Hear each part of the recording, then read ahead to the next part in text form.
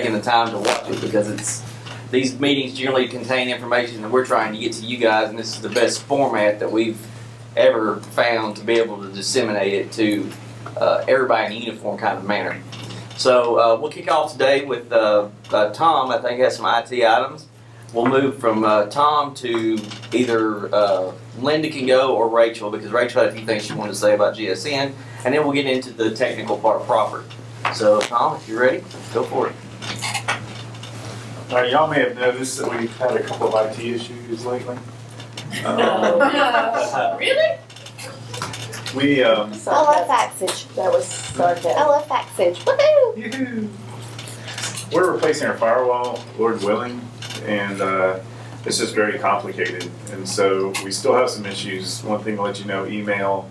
A lot of times when you send email, they bounce back because of us sort of doing a jury rig to get email working to begin with. So you may need to send it out under like a Gmail address or something that comes back, and then it'll go out. But we're waiting on AT&T to make one change, and from what I understand, once AT&T decides to make that one change that take about 15 seconds to do, we've waited 2 hours for, things should like magically start working again. So anyway, I apologize about all the inconvenience, and we're working almost literally around the clock to try and get it going.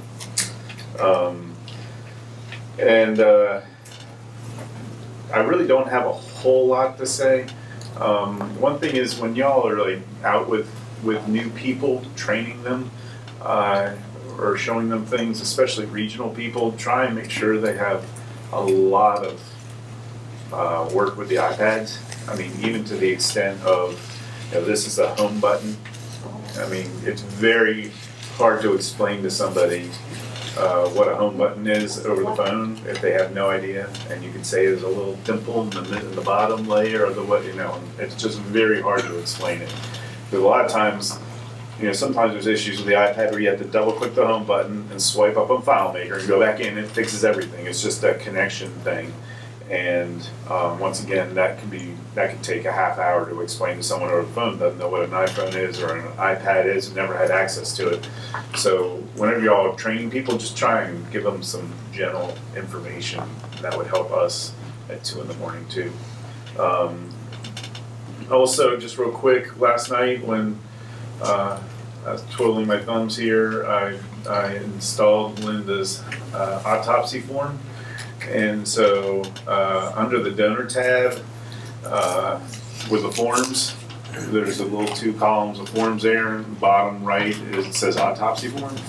And I'll probably just make it appear or disappear based upon whether or not there is an autopsy in there, I assume, or maybe it's there for everybody. I don't know. I haven't talked to Linda yet. And it's actually functional right now, but it doesn't, there's some drop downs and things that she wants with medical examiners that I haven't put in there yet, but you can hand type it in. It's just not a drop down. So that's a new form that's available as of right now. And I'll finish fixing that up if I have some time today. So anyway, go on my phone. Does anybody have just any general IT questions other than email or internet or websites or anything else? It's real quick and easy, but I just didn't realize I wouldn't have any time to go through all this. So, all right, great. We're good to go. Thank you. You're welcome. I didn't have any funny movies or Not everybody can.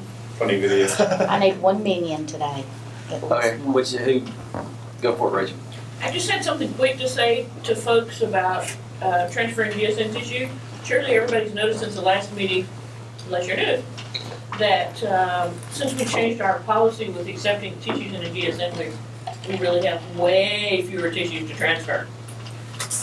And partially as a result of that, but partially I think there's been some miscommunication. There is no 10-day rule in GSN. This is some self-perpetuating myth that started 2 years ago when we were short of GPUs for 1 month. And since then, I think it's sort of just built up a head of steam all on its own. And if there are tissues in the green tub and they're on the list to be transferred, please transfer every single one that you have time to transfer. Not just ones that are over 10 days. I don't care if they're 2 days out or 1 day out or 11 days out. Please transfer every single one of them if you have the time. That particular system of only transferring tissues that are 10 days out has been causing a tremendous amount of difficulty for some of the daytime CVEBTs in the past 3 or 4 weeks when no one else is here, when we're very short-handed and there's only 1 or 2 of us here. There will be a whole handful of tissues that need transferred, and it's difficult for us to get to that when they could have easily been transferred had someone not been following that 10-day sort of policy. So, just please, whatever's in there, if you have time, please transfer it. If it's marked for transfer, please transfer it. One thing to add on to that, the tenotomy scissors that we've been using for sectioning, there was actually two bins of scissors up there. One of them was the tenotomy scissors. The other one were Castro Viejo scissors. They're single peel packed. Each one of them is fine to use. I did not realize that we were flat out of tenotomy scissors until Robin said something about it yesterday, because both of the bins had gotten transferred up. So I've got more on order, but it's going to take a little bit. So just go ahead. There's a wad of Castros in there that are sterile peel packed, so it's no big deal. Just go ahead and use those. And for the sections that have to be done, just make sure you're not, reverting to the in situs and cutting, arcs and stuff. Still needs to be kind of a straight line. Yeah, even though the scissors are curved, cut a straight line if you can. That's simple Okay. and even halves. Thank you, that's all I have. That's it. All right. Thanks, Rachel. Linda, you're up. One brief comment about ocular cooling time that you're documenting on the recovery form. A lot of times in the records that you review prior to doing the procurement, it'll have instructed by the eye bank to place ice on the eyes, so there is a time. If you do not have a time and you cannot verify a time and it's an ocular cooling donor, not a warm donor, then your ocular cooling time should be notated the time you ID the body, unless you can verify that the ocular cooling started prior to that. If it's a procurement that's taking place in the morgue, obviously you can look on the morgue book, or it may be in the records that you're reviewing, and you really don't have to document that in a tech note. You just simply do storage, cooling, and then document the time that you see on the book or the time that you read on the record. But just to kind of underscore, when we're doing a recovery and ocular cooling was ice on the eyes, if you do not have a time noted in your records, or if the nurse did not verify the time for you, then you'll use the time that you ID'd the body if ice is present. If you have any questions on that at all, please just give Sarah a shout out, or myself or Jennifer. Thanks, Paul. Okay. Wow, we're making unbelievable time. Yeah, at this point, the thing we were supposed to be about 11:30, and now it's 11:09. So, excellent. All right, we'll get done. We'll probably get done a little bit early because I don't have a whole bunch, but we're going to get to it again. Our mission, which we go over every single time, is to relieve human suffering through the procurement, processing, and delivery of the highest quality human eye tissue for transplant research and teaching throughout Alabama and the world, while maintaining a viable financial base. That's we're here, of course. That's what we're here for. We're here to help folks. And if you guys haven't, seen the recipient stories, let us know, because we certainly can. We've certainly got them around, and we can show them to you. That's why we're here. That's what we do. Thank you for attending today. I know sometimes it's hard to get here. Again, nobody ever gets references, but that's all right. Yeah. And I do want to say, personally, thank you very much for all of the work that you guys have done over the last, I guess it's nearly 6 months now. Since we have been so extremely short-staffed, you folks have stepped up in a way that I'm blown off. I'm blown off the rails by it. It's for me and for the group. I think I love to see that, and I hate the necessity that it had to happen, but I really appreciate the fact that you guys stepped up and said, look, we got it, no problem. and we managed to get through what could have been a very awful time without it being too god awfully bad. I mean, I mean, you guys really have stepped up and stepped in and done the extra stuff, and it hasn't gone unnoticed. It is appreciated very, very much. So thank you. All right, so new folks around here. If you haven't met Kyle, the gentleman sitting across from me is Kyle. He's our new Chief Technical Officer. He comes to us from Everside. Evermore. Ever something, depending on whether or not Doris is doing the talking. Right. And Both the right thing. there you go. Yeah. And so he's taking the position that Alan formerly had, so he's going to be the dude in charge. So any problems that you're having with me, come in. That's right. Robin is new. She's our new night shift technician through the week. She just got signed off last week, I think, and so she's takes the shifts Monday through Thursday night. So that and then we have Keith, who's getting there. He's getting close to getting signed off. He's getting there, getting there. So, and then we have Caitlin, who I misspelled her name. Anyway, who will be starting. Who did start yesterday. So she's kind of getting her feet under, getting her feet wet, getting going. So, but we are still looking.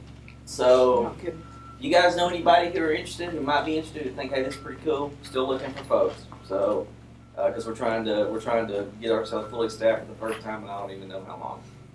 So, all right, this is interesting. If you guys haven't seen this yet, this is the case. One of the doctors who had Ebola came back to the hospital later, months later, said with uveitis actually, and they actually isolated the Ebola virus still active inside his eye. So, which I mean, it's written there, but it suggests that it's possible for the Ebola virus to hide inside the eye, and after he's over it and gone. So that was interesting and kind of leads you to the obvious conclusion. And this will go in our policy when we're updated. Really, the only thing the EBA Medical Advisory Board was able to accomplish this last time, despite everybody sitting there for 3.5 hours, or 3 hours, they did vote, and this took like 15 seconds. Seriously, they voted to include a history of Ebola as a contraindication, which before it was just kind of checking to make sure, checking for the active symptoms, symptomatic Ebola. In this case, it's actually a history of as well. So just kind of something to keep in mind. It'll show up in our next SOP revision. But just an interesting little factoid that I want you to know. Now if that's done, we can get on to the tough stuff. This is difficult for me to say. Is it osteoporosis? You just gotta lean into the vowel. Osteoporosis. No. All right. So DSC dispatch. This one can be kind of tricky. It's something we gotta watch. When the DSC hands a donor to you, unless there's some reason that you have to wait, as in it's a hospice case, they just dispatched from the funeral home, it's going to be 2 hours, and the funeral home's, John's Right House down the road, and you can be there in 5 minutes, the patient's not going to be there 2 hours. The goal at this point should be to get out the door as quickly as you can. Get your stuff. You can pre-pack your packs now. It's all settled down in there in the supply room. That's still monitored, so you can have your packs ready to go. When you get dispatched to a donor, unless there's some pressing reason that you can't, if there's something you have to wait on the donor end, you just have to wait on it. But otherwise, you got to be out the door as quickly as you possibly can, because if you're in the middle of something, filing or transfers or whatever, find somebody to pass that off to. Just if you have to come around to me or one of us, Linda, Rachel, whatever, just let us know that something that, hey, I've got a donor and I'm in the middle of this. If it's something critical and needs to take care of, we'll take care of it. Don't just hang out, finish what you're doing, and then go on the case.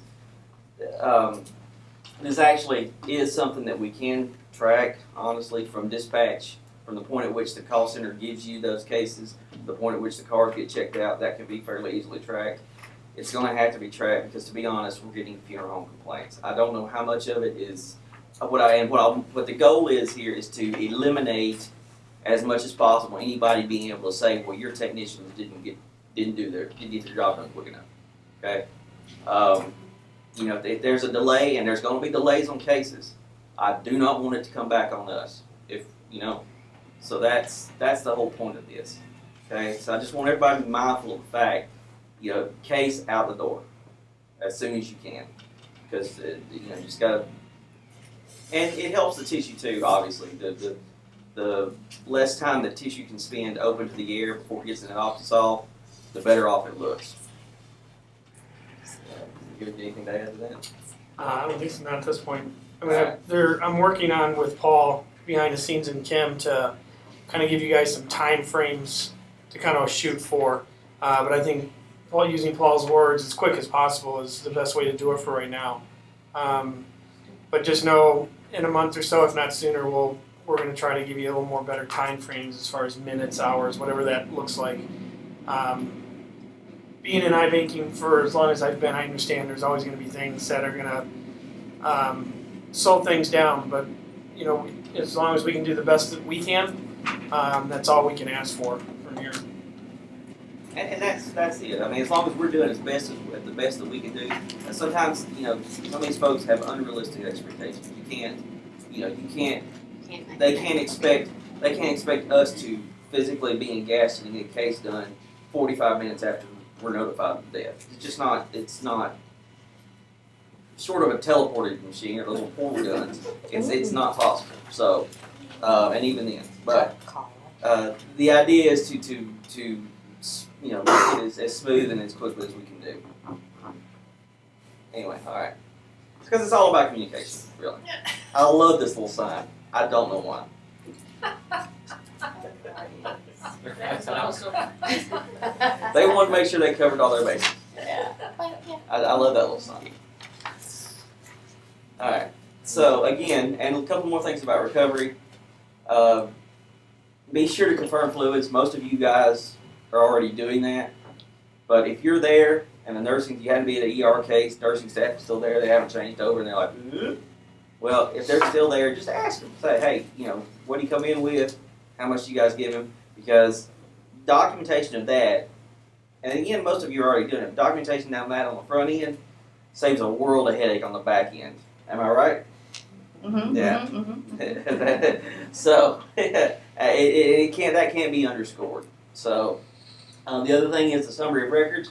Again, not a big issue because most of you guys are completing it. Doesn't have to be perfect. We don't expect it to be perfect, but it's a place to start because it's a lot easier for us to go in, or for medical chart to go in, and you know, if you have to add a few things or miss med or whatever, you know, or some people have ways they like stuff phrased. It's one thing to go in and change it than having to do it all from scratch. There's a world of difference between A and B, and again, doesn't sound like a lot, but it saves a world of energy on the medical charts in. If you have any problems, questions, that's what we're here for as far as the on-call CBT. Call us. We're there.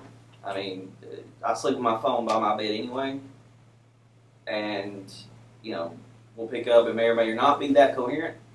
I don't promise perfect coherence, but we'll do what we can because at that point, you know. Can I add to that? Don't text us. Yeah, don't do that. Call us. Yeah, don't do that, especially if it's one of these night cases. My text goes bing, and that's it. Right. And bing over my CPAP machine will not wake me up. It's just another noise. You can't hear that over the valve moving. So if you're having an issue, call. It's not gonna, you know, give me about 30 seconds to get that gear off and wake up. But yeah, call. All right, SST tubes one last time. These things expire at the end of the month. 30 days has September, April, June, and November. Yeah. End of the month. Most of our Stratus stuff expires at the 1st. It's not a huge issue necessarily because if the date that's on there is, you know, September or whatever, if you do have to put 01, it's not technically by the supply summary, but you moving the thing up. But again, just know that these SST tubes are the last day of the month expiration. All right, lab maintenance. This one kind of came up last week. The countertop wipe down and temperature checks are done daily. The reason that's done is to make sure the lab is disinfected for one. the countertops because we are constantly putting stuff on them. And two, the reason those temperature checks are done like that is one of that little yellow thermometer that's in there is a NIST, National Institute of Standards and Technologies, traceable thermometer. It's certified. We have the documentation for all that. So what we're doing every day that we do those checks isn't so much just recording it as it is we're comparing that one traceable thermometer to our other monitoring devices, and in a way we're verifying it every day. Okay, that's why we do it that way. So when the FDA comes in and says, hey, what are you doing about calibration? Well, we have a NIST traceable thermometer. We compare it every weekday, and if it goes out of range, we can recalibrate these other ones, or whatever. So when it's not documented, it's kind of a little bit of an issue. So make sure if you happen to be here that working that day, sometime during the day, step through the lab. If it's not been done, just do it real quick. All it is document the thermometer readings and take whatever disinfectant we're using, spray it on the countertops, let it sit for 2 minutes, and wipe it off. That's all it takes. So lab cleaning is done weekly. It's usually done sometime Monday. So Keith, I'm kind of looking at you on this one. It's usually actually done Monday morning early before anybody gets here. If not, it's usually done sometime during the day on Monday. But make sure you check. You want to check and make sure that. And every time you use the disinfectant, you want to make sure it's not expired yet. Okay. And if it is, come find me or call me or whatever because we're going to do something about it. But we've been keeping a pretty good check on that. I just want to get that out there. All right. Auto maintenance real quick. Again, this is an old slide for a lot of you guys. The little one on the left, it looks like a little gas pump. What is that? If the gas gets below half a tank in the cars, you're supposed to stop by and fill it up unless there's some pressing reason not to. I mean, I don't expect you to get out in a driving rainstorm and do it. But, Thank you. It's not safe. But, lightning, thunder, hail, all that. Well, but, it's it's consideration. It's consideration because, again, you want it prepped for the next guy that has to go out. They have to go out and do a long distance donor. It kind of ties into the whole quick out the door kind of thing. If you fill the gas tank, if it drops to half a tank or so, you fill the gas. Because half tank of gas will give you a long range in those cars. If you fill it up after it drops to half a tank, the next guy who gets done in the center doesn't have to spend an extra 15 minutes at a gas pump somewhere, filling it up, and it just shortens the time thing. The maintenance required lights, they're generally always on because we use synthetic oil. Which has a better viscosity. It actually bonds the engine parts a little bit. So you actually don't have to change it at 3,000 or 5,000 miles. The interval actually jumps up to 7,500 or 10,000 miles between oil changes. And so that's what we're doing, and we've always run synthetic on them. So the light will come on because it's just an odometer counter. It doesn't measure viscosity like some of these high-tech Hondas do. It's just once it hit the odometer, it gets whatever it is. Boom, that's what the light comes. They'll start blinking first, then it'll come on and stay on. So Joan keeps an eye on that. The other one, the low tire pressure light, if you see that come on, let somebody know. We have there's a cordless air compressor down there. It's a Black & Decker thing. It's black and orange.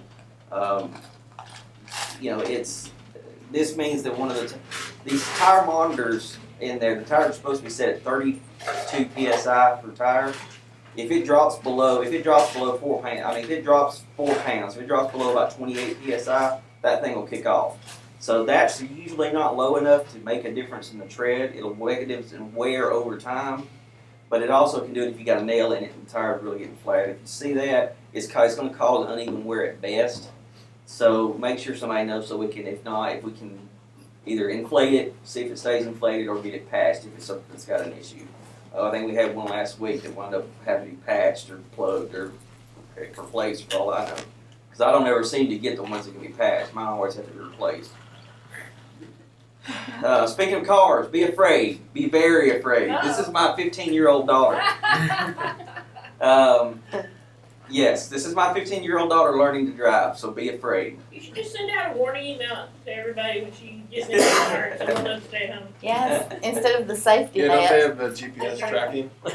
Oh, yes. Okay. Find my iPhone, I'm sure. Yes, oh, yes. Get an iPhone. Yeah. Kitchen maintenance, again, bust your own tables, clean up after yourself. You don't want to like that. We have a nice kitchen, we don't wanna mess it There's a up. This is garbage not bag. my house. For the record. There's a garbage bag in there. Yeah, this, Obviously, they're putting garbage in there. yeah. I kinda like the cat standing up on the thing, actually. What is that? Like, is it a frame of a door? Like, It's one of those It's a stick-on little things. sticker thing. oh, okay. That's pretty cute. This was just a Google search for hoarders in the kitchen, so. It's actually pretty good. The You floor can see the looks floor. really nice. You can see the The floor floor. looks really nice. Unlike the other All right. quarters. I do want to say, that's all I got. So Who's that? I want to say thank you for Andrew. this is Andrew. He went out to Searcy. He's out there now, Harding University, and they're the buffaloes or something. He sent this picture, and I almost fell out of my It's like chair. Fred Flintstone It's like Barney. it's like a Buffalo Bill hat or Yeah. something. I don't know. It's the funniest thing I've ever. And if he comes back with it, I don't know. Of course, I mean I don't know what. Grand we're Poobah. Don't wear that during hunting season. I tell you, yeah. So that's it for me. I don't have anything else. I appreciate you guys coming. I appreciate all the work you've done. That again cannot be understated. You guys have really stepped up and shown out. It's impressive. And I don't have anything else unless you have something. Nope. I don't, thanks. Okay. We are actually early for once, I think, ever. Did you check, see if Sarah has something? Sarah, do you have anything? Are you still there? Sarah? Can you hear me, Sarah? She It's won't. still counting. Hey. Yeah. Hey, there Hey. What are you doing? What are you doing? What are you doing? Do you have anything you want to say or need to say? No, the only suggestion I had was to not have any GSN for the weekend, just make sure that those didn't have any going into the weekend, but you guys have already addressed that, so that was one of my biggest concerns. And my other question was, are all the regional coordinators required to watch this as well? I recommend that they do, yes. I'm going to see if I can get them to, once you put in the ball, I'm going to send out an email and see if I can get them. I didn't know even if we could email them that and they could watch it at home, I didn't know if that was a possibility, but I would like for them to watch it as well. All right, we'll see what our possibilities are. And Sarah, Hopefully, I maybe we think, make it low res. yeah, Sarah, I think we're gonna take steps to include them in these technical meetings. Can you hear Linda, Sarah? Yeah, I love it. Okay. Yeah, we're going to take steps for the next one, see if we can get them to call in and conference them in, see if we can get everybody on board with it. But yeah, okay. Well, that's it. I've got I'm gonna nothing. sign off now. All right. Thanks. Thank you, Bye, Sarah. Thank you. See you, Eli. I don't count. Can I Bye, say Eli. something? All right, yeah. I spoke with several doctors doing sepsis consults, so I just want everybody to remember that for liability purposes, they will list sepsis in a patient's chart if they have, regardless of what their cause of death is, if they have a temperature, elevated WBCs, and if their blood pressure is off. So if you see sepsis, make sure and speak to the attending and ask if there's a sepsis flow sheet that Linda sent out last year, I guess. But for liability purposes, for whatever reason, if it's a drug overdose, if they've got a fever, they're going to put sepsis to cover them for liability purposes. And to watch out, they're starting to put MSSR in their charts for methicillin susceptible staph aureus. So don't see it and think it's something crazy. It means it's susceptible. It's not MRSA. Just regular old staff, regular garden variety staff. But they are, I mean, I spoke with several attendings like, well, they just flat out said, well, you know, our higher ups say for liability purposes, this, and this, and Dr. Bauer backed it up as well, so.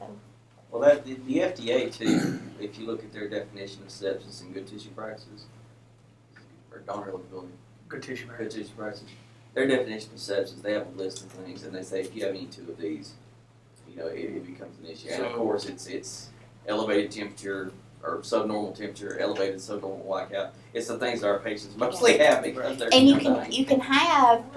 can be positive for staph aureus, but it not be MRSA. It could be a skin contaminant or other things. It's just if it's methicillin resistant.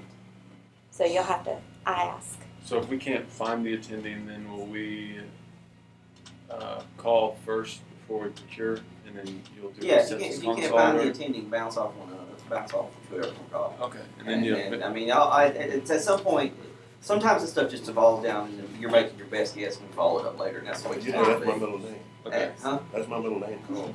Okay. Yeah. Call, because I mean, you know, Dr. Bauer. at some point, this No, stuff, it always Your first evolves. step is to go to the attending, Right. and then if the attending says, I don't know, I'm not sure, then we have to go through CBT and Bauer. Bauer's the one. Yeah, Bauer, we do pay, he is our infectious disease consultant. He Pay him a lot of runs money to say no. Bauer Yeah. Associates, whatever it is. And that's, they put their name, they put their stuff online. Can we pay him more to say yes? Huh? No, we pay him a lot of money to say no sepsis. No, Yeah, okay, yeah. no, it's okay. But no, he is won't. very- I mean, he's he is good. very, He won't just very- say yes. Yeah, his stated goal is to rule in as many of them as possible. Yeah. So if he rules it out, It's bad.